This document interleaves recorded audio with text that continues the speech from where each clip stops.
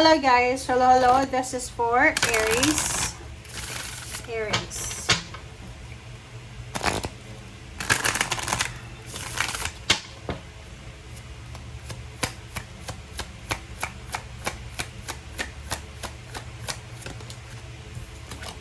Okay, flow. Allow me, the divine, to move with the flow and respond with calmness and peace. Okay, Aries. Sabi ng bara sa iyo dito, Aries, just go with the flow. Let go, let God, let it flow. Surrender. Okay? Surrender. Okay.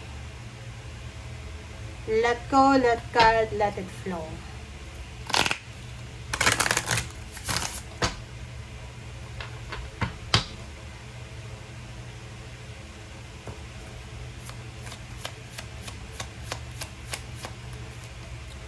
Aries.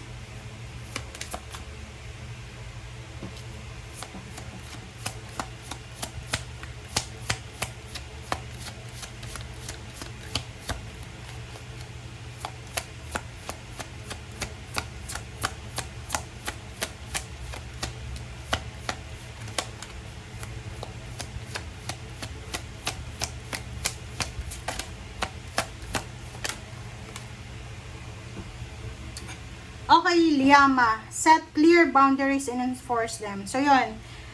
Go with the flow. Pero, if there is, like, love life man yan, friendship, family life, or kung sino man ito, you need to set clear boundaries and i-enforce mo talaga siya para walang maabuso, para hindi ka maabuso, or para ano lang, clear lang yung communication, clear yung relationship. Hindi ka maabuso.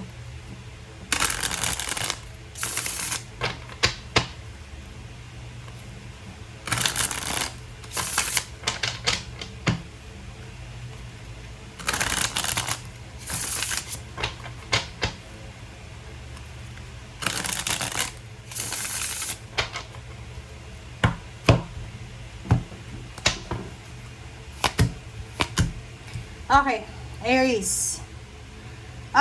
Nakikita ko sa'yo dito na naguguluhan ka. Mayroon kang kailangan eh. Kailangan mo ng tulong pero medyo naguguluhan ka. Hindi mo alam kung hihingi ka ba ng tulong or hindi. Hindi mo, like, halimbawa may problema ka, parang nahihirapan kang humingi ng tulong kasi nahihiya ka ba or baka iniisip mo na pabigat ka, ganyan ganito. Page of Pentacle and Ten of Wands. So, nakikita ko sa'yo dito na kung ano man yun na ginagawa mong sacrifice sa ngayon, kung ano yung sacrifice na ginagawa mo sa ngayon, iyan daw ay magdadala sa'yo ng financial blessings in the near future. Kumbaga, lahat ng sacrifices mo, mapa-financial, emotional, or whatever man yan, ay posibleng may result yan, may outcome yan. Okay? Okay, next is Knight of Cups and Queen of Swords. So, there's a love offer. There's a help coming para sa'yo. Sabihin natin love offer or help ang paposibleng parating para sa'yo. Nakikita ko sa'yo dito in the near future, magiging sobrang happy, contented ka sa iyong emotion. So, may mga emotional development, emotional renewal, may mga emotional changes na posibleng mangyari sa'yo sa future. Nakikita ko if you're waiting for a lump sum of money, if you're waiting for a job, if you're waiting for kung ano man yan na hinihintay mo na pera, sinasabi ng bara sa'yo na parating na yan. Okay? Pwedeng galing yan sa ibang bansa or pwedeng galing yan sa isang institution, kumbaga approved na yan. Okay? Pwedeng sabihin natin loan, vacation, VL, 'di ba? So, pwedeng umuutang ka sa bangko, parang ganun. Okay. Ang nakikita ko sa'yo dito, magiging sobrang busy ka sa mga susunod na araw, buwan na taon. Kasi magmamultitask ka. Marami kang gagawin, tatapusin, marami kang sisimulan. Nakikita ko rin sa'yo dito na mayroon kang sisimula na trabaho or source of income. Hindi pa siya sa ngayon ha. Meron, darating to. Sa future pa to. So, sinasabi ng bara sa'yo na may darating sa'yo na financial opening or financial blessings na yan talaga yung magiging, kumbaga, sagot sa iyong mga financial wishes. Okay? Diba? Sabi ng bara sa'yo, kung ano man daw itong hinihintay mo, darating yan sa'yo sa tamang panahon. So, wag tayong ma-depress, wag tayong may stress kung may mga gusto tayong mangyari sa buhay natin tapos parang ang bagal, parang feeling natin, ang bagal naman ng success, parang ganon. So, dito sa baraha mo, sinasabi, wag kang mag-alala kasi there's an assurance na yung future mo ay magiging maganda.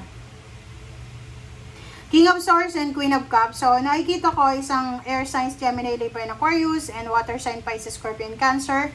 Pwedeng nanay mo, tiyahin, parents, siblings, or kung sino man yung water sign na yan at air signs, sila yung mga taong makakatulong sa'yo. Okay? You will receive a financial blessings. Okay? This is the money that unexpected. Financial help or inheritance na pwedeng magdala sa'yo ng sobrang excitement, sobrang inspiration, motivation. So, you need to be patient kasi future nga siya. Sa ngayon, may mga plano ka na posibleng hindi mo na itutuloy or hindi mo na matutuloy, lalo na tungkol sa love life. May mga plano kayo together na posibleng hindi mo na matutuloy. Because kailangan mo na mag-focus sa trabaho, yung bawat isa, and sayang ng pera, parang ganon. So, nakikita ko sa'yo dito, wag magpadalos-dalos, wag mapilis kumuha ng aksyon. Kung plano mong magpatayo ng bahay, siguro kung wala ka pang ipon, kung gusto mong magpa-renovate ng bahay, lumipat ng bahay, magpakasal, if wala ka pang hawak na malaking halagang pera, mag-ipon ka muna. Okay? Negosyo. Wag ka munang mag-start ng negosyo kung alam mo na wala ka pang pera. Okay? Kung hindi pa balanse yung salapi mo. Kasi posibleng magsisisi ka lang yan sa bandang huli. Yung pangarap mo daw ay pwede pa siyang mahang muna.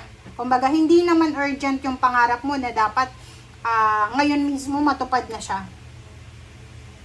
Sabi ng baraha sa'yo, in the near future, sa tamang panahon, sa perfect timing, sa divine timing, ay posibleng lahat ng pinagpipray mo, lahat ng minamanifest mo ay mapapasayo. So, kailangan mo sa ngayon, habang hindi pa nangyayari yan, just go with the flow, set clear boundaries, enforce them, magpakatatag ka, and at the same time, magtipid ka sa pera, and be positive.